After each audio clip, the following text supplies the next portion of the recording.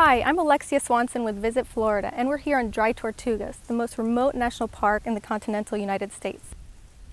This cluster of islands is 70 miles west of Key West, Florida.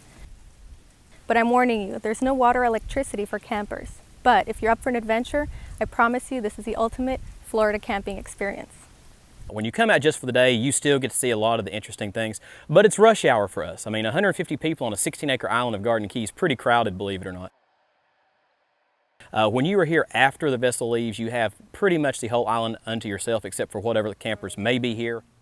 Maybe a few staff on hand, but some of the best night skies you'll see, great snorkeling in the afternoon, and you really have a sense of calm and solace that you can't find anywhere else in the Keys.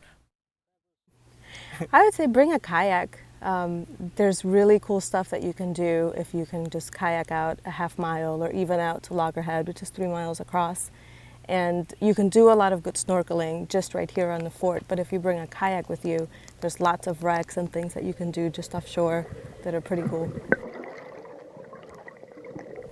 And as far as camping in Florida, it's relatively bug-free. No mosquitoes because there's no fresh water, and there's usually a breeze, so it's been a nice camping experience too. Be sure and book early on the ferry because we are staying pretty booked. They'll bring out 8 campers a day, upwards of only 3 nights per stay per group.